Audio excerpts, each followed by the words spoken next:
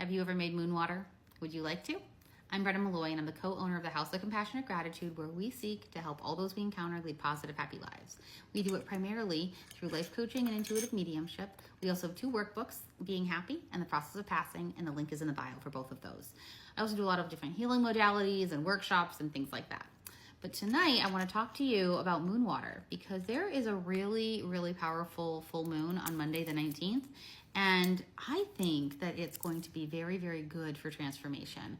And if you have found this TikTok feed, if you know me at all, if you are in the spiritual community, then you likely already understand or have a knowing or a curiosity around the shift that we are in, the changes that are happening in our world and in our societies, and also in our own personal lives. So if you are someone who feels like you need to embrace this shift, if you need this transition, if you need a big change in your life, if you aren't quite sure that you're in alignment with your highest self and your best purpose, then this full moon, if you embrace it and allow it, like surrendering to the universe, to Creator God, to put you in that path, then this is a good moon for you. This is a good full moon for you. Now, if you love your life exactly as it is and you want nothing to change and this is what it's going to be forever and ever, maybe don't do this tonight, or do this Monday. Don't do this Monday if this is not something that you want to embrace.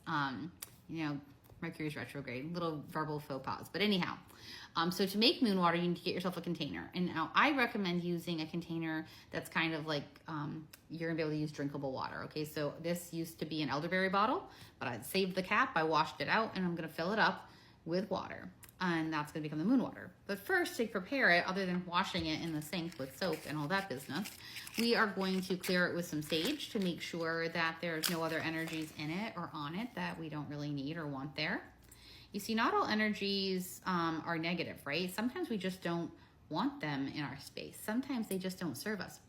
So we are gonna allow the sage to remove anything negative or that doesn't serve us in our highest good or the intention of this moon water. We're gonna remove that from this bottle.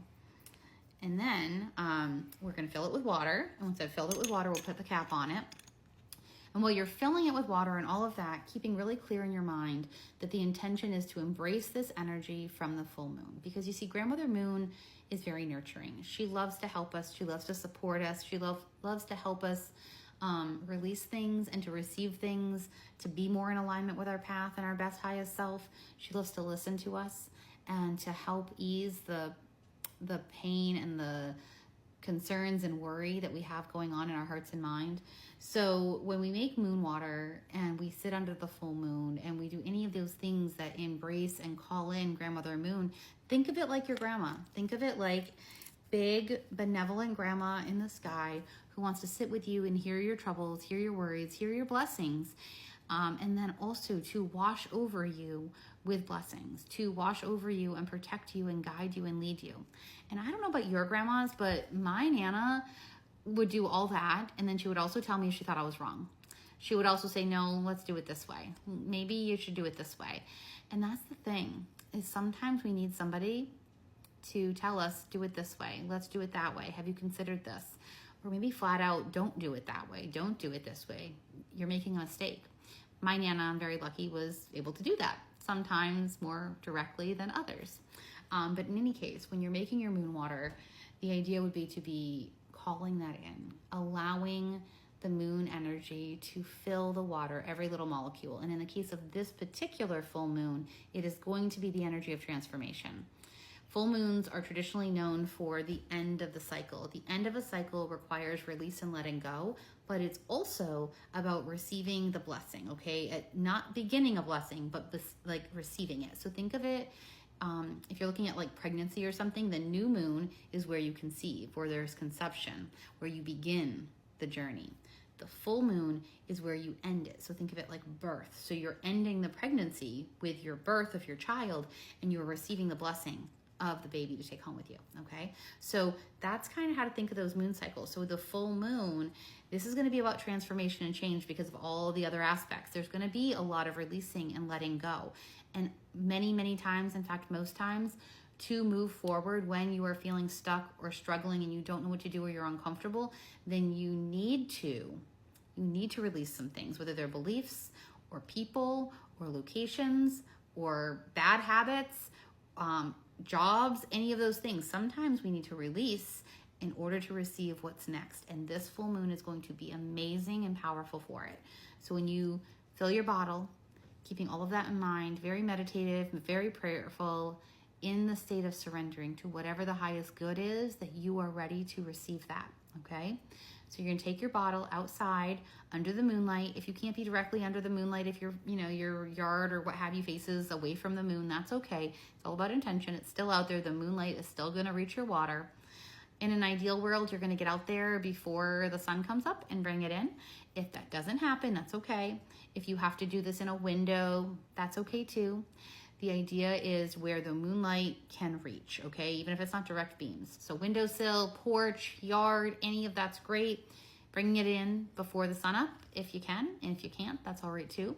While you're putting it out there though, I recommend not just going and setting it, okay? Go set it out there, light yourself a candle. Sit in the moonlight for a little while. Have your prayer, your contemplation, your meditation, your journaling. See what you're already receiving, understanding what messages are already there for you. Bring your cards with you if you want to, and give yourself a little reading. What is in store for me with this new moon, or full moon, excuse me? What is in my best good? What is it that I need to be aware of for this transition, this transformation? All of these questions will be very, very enlightening for you as you move forward, okay? Pay attention to the answers.